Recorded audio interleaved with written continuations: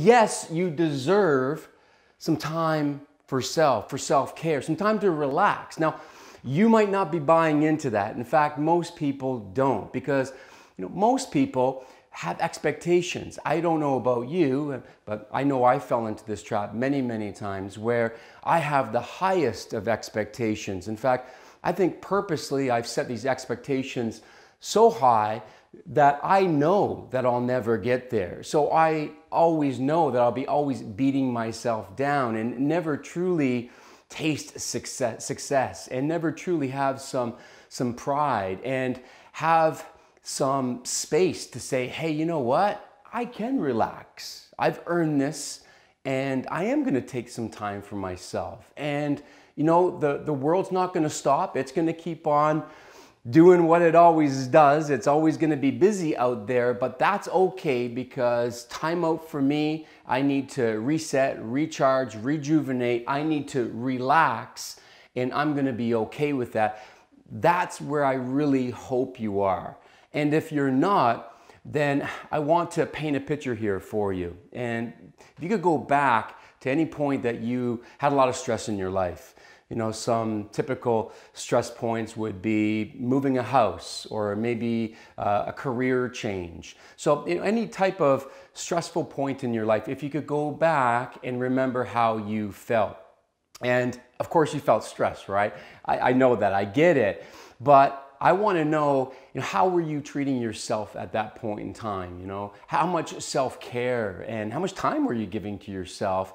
And how much care were you giving to others as well, and compassion and patience?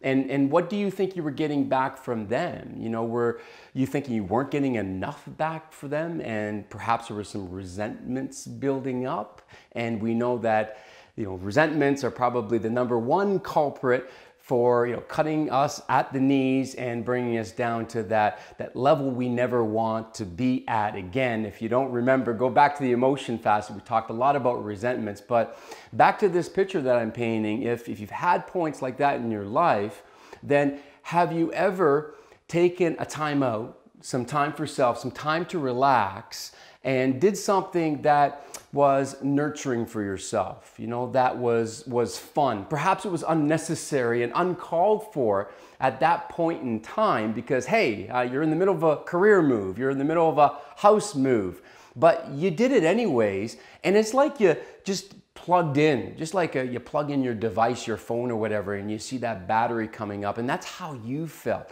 It just energized you, whatever that was, if it was a favorite pastime, if it was music, if it was art, if it was more, traditional relaxing activities, if it was curling up and reading a book in front of the fire, or if it was taking a hot bath, whatever it was, what did it do for you? How did you feel afterwards? How did you show up afterwards? How was your power levels afterwards? So the reason I tell you that story is because that story, although that's a painting in your memory of maybe a distant past or even a long time past, it will be a future for you, a very, very near future, because it's just around the corner for us when we're going to have our lives sort of turn upside down with some sort of chaos or some sort of problem that we're faced with in our lives. So we need to remember how important this is, this relaxing. And if you have never tried relaxing while you're under duress, then you got to try it, because it is like a magic pill. It is the prescription that medicine can not even come close to. The amount of energy and empowerment that you can get from really doing nothing. That's the whole problem about the mindset around this, is a lot of this stuff is all self-centered, self-absorbed, has nothing to do with true success, about making money and fame and fortune and all of those things that I think all of us to different degrees have some of that need in us, but it doesn't have anything to do with that. And that's why, it's very difficult for us to wrap our heads around taking that time out, because it has nothing to do with our future and us moving forward to whatever future or vision that we have for ourselves. But here's the big paradox, and here's the big contradiction: the fact that when we do take some time to relax and recharge and reset ourselves, then we get a thrust forward into our future like nothing else can deliver for us. It is food for the soul. It truly is. It is energetic, and it's the most powerful source of energy that we can ever tap into. And I need you to tap into this, because this is a long game. We know that. And how long? Well, a lifetime, your lifetime. So we got to keep moving forward. We got to keep doing the work. So we do need some breaks, some pit stops, some time for self, and some time for reflection, and doing stuff that really doesn't perhaps make a lot of sense, and perhaps at that certain moment totally doesn't make sense because you're under a stressful situation. But it's those times even more so that we need to take a time out. Now I'm going to ask you some tough questions here so you can get really aware of your relaxing in your life, and if you've got enough of it, if you need a little bit more, or maybe you're just completely in the dark about relaxing. And these tough questions, first of all, what do you do for fun? I love asking this question to people because typically people are going to be asking, if you get into any type of an event or any social gathering, is, hey, what do you do for work? What do you do for a living? What do you do for your career? Those are the common questions, but I like to throw this one in because it throws people off track. It makes them think. As a coach, that's what I try to do, is I try to ask the right questions, because all the answers are in you. When I ask this question, most people get confused about it. So I'm asking you now, what do you do for fun? But this is an acronym, and it stands for frequent, unnecessary, and nurturing. All right. So when I'm asking you, what do you do for fun? What do you do frequently, consistently? Okay. That is really unnecessary. It is something that really isn't about, making money or making a name for yourself. It's really just about you and what you like to do, what you love to do, what you have passion for, what inspires you, what lights you up, what moves you is probably going to be unnecessary when you put some real logical, analytical thought to it. But putting all of that away and really using that creative part of our brain that needs nurturing, okay, which is the N. And nurturing basically is anything that does all of those things, that is basically the fireworks show that goes off in your head every time that you do it, that you lose track of time and you really get grounded, you get present. All the issues of yesterday and tomorrow seem to dissipate or even disappear. It's like being in Vegas, where you sometimes you lose track of time. But in this case here, we're actually in an environment that is very nurturing, whatever that may be for you. And it might be something that you have in your life right now. I really hope that you do. But if you're anything like me, you might not have any of these nurturing, relaxing type of activities. I remember my mother said to me many years ago, as I was building my business, my fitness club, she said, Kris, you don't have any hobbies. She was concerned about me. She wasn't being critical, because I used to have hobbies. And all of a sudden now, I don't have any hobbies because work is consuming me. And quite frankly, I was a workaholic. And she really made me think. This must have been, more than a decade ago. And I still remember it because it was like a slap, and it stung. And it woke me up, okay? At least the beginning of my awakening, to the point that, or the fact that I knew that I'd given up all of those things that were nurturing, that really inspired me, that I had passion to do. I left all those things.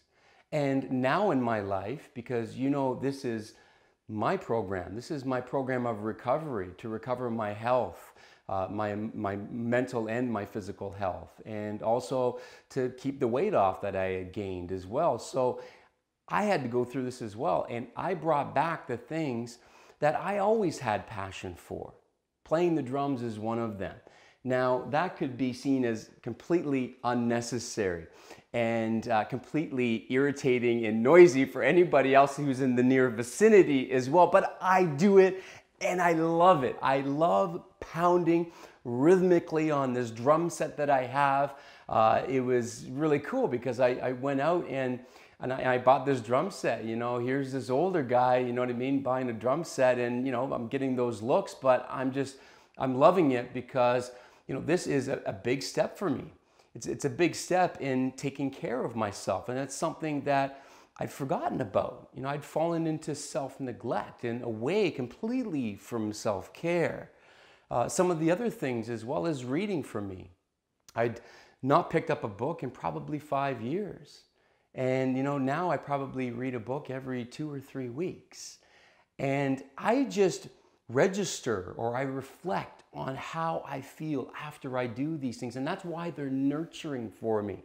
Because as long as I know that I'm present, and a lot of my worries seem to disappear, and I lose track of time, and I calm down and I relax, and even my body biology gets in sync with my emotional or the psychology. My resting heart rate goes down. You know, I monitor my heart rate on this activity tracker here, and I can see, you know, when I'm under a stressful situation. I can see when I'm in a relaxing situation. I can see that. Blood pressure and all that biofeedback comes back with a 5-star rating.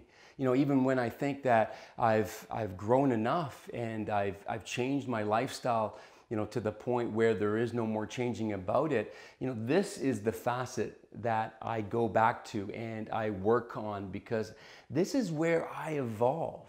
You know, this is where I balance myself out, because I don't know about you, friend, but you know, if you're a type A personality and you're always on the go and got some nervousness and anxiousness about you, you know, we really need this relaxing facet. We need to have some fun, and we need to know what fun is for us. And it might be something that you have in your life right now, okay, but if it's not, like it wasn't for me, then I want you to go back and think about what was fun for you when you were 10, 15, 20, maybe even 30 years old, okay, if you're over 30 like me. I started playing the drums when I was 15. You know, I started reading probably when I was 12 or 13. So it's really ironic, and you might find this for yourself if you start really putting some thought into, you know, what do you do for fun? You might find that you knew what was fun for you when you were an adolescent, when you were in your early 20s or maybe in your 30s. And I guarantee you, my friend, it hasn't changed. The only thing that's changed is your mindset, okay? Or your belief about relaxing or about that particular activity, about taking some time out to actually get it done. That's probably the only thing that's changed. And perhaps there's some things that you wanted to do way back then, or maybe there's some things that you want to do right now. I don't know, you want to skydive, you want to do something crazy, or maybe it's just something like taking some time out for yourself. Whatever it is, I want you to grab a piece of paper and a pen, and I want you to write at least 3 things down, okay? 3 things that you would like to do, that you haven't done, okay? That are fun, you know, that you could do frequently, that is completely unnecessary, but definitely nurturing. And perhaps there's some fear there that's holding you back, but that's okay. Take that right off of the page, okay? It is a blank slate, and just write it down. If it's something like skydiving, which I do think is a little crazy for me anyways, that's okay. Write it down. I'm not telling you to do it. I'm just telling you to write it down without any reservation, without any fear stopping you from doing that. And then maybe 3 more things that are a little more realistic perhaps, or things you've done before, things that you know are fun, but perhaps you haven't done them in a while because you got busy with, you know, other people's problems and other people's agendas, OPP and OPA. But my friend, you have an agenda too. You have a life, and I want you to start living it. And life is supposed to be fun.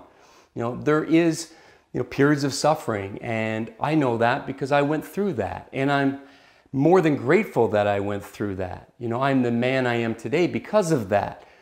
But there is periods that I have fun. I have a lot more fun today because I take care of myself. And I feel a little bit more relaxed about relaxing, about taking the time for myself. I truly do. And I want that for you, my friend. I really do. So the other thing I want to ask you, another tough question perhaps, is what have you done for, not me, what have you done for yourself lately? We'll put a spin on that cliche question of, what have you done for me lately? No, what have you done for you lately? Ask yourself that. Now, this question stumps all the people that I coach one-on-one. When I have this conversation, there's this period of silence. And I go with it because, I really want them to sit in that silence, because a lot of them don't have an answer for this. They can tell me what they've done at work, and they can tell me what they've done at home. They can tell me what they've done for everybody else, right? And for everything else that's important to them, paying the bills, paying the mortgage, etc., etc. But they have a hard time telling me what they've done truly for themselves that has nothing to do with anybody else, right? Or even their own sort of future agenda. Just something that is nurturing. And the third, perhaps tough question is, are you in your schedule? When you get serious about anything, if it's career, right? If it's maybe it's relationships, if there's something that you need to do at work, or there's going to be consequences, if there's something that you need to remember in a relationship, maybe it's an anniversary, maybe it's a birthday, I guarantee if I open your day timer right now, I'm going to find it in there, right? Without a doubt. But are you in your schedule? Am I going to see you in the activities, okay, that you need to do for yourself? And am I also going to find some activities that are frequently there, unnecessary, and very nurturing? I might find, the workout, right? Monday, 6 p.m., go to the gym. That's fantastic, okay, if you're there. That's step 2. But step 3 is, do you have your next vacation planned? Can I find that in your day timer? And if I can't, then I can only imagine that you probably won't get on that vacation, okay? You'll get to it, when you have time, when you're not so busy, but you don't know when that is, and neither do I. But when it gets into your day timer, when you are in your schedule, just like all the other things, it'll be more likely to get done. So, the question, are you in your schedule? I want you to open your day timers, open your calendar in your computer. Are you there? Any of the things that perhaps you need to do for yourself, and also some of the things that are just fun that you can do frequently, that are unnecessary, that are nurturing.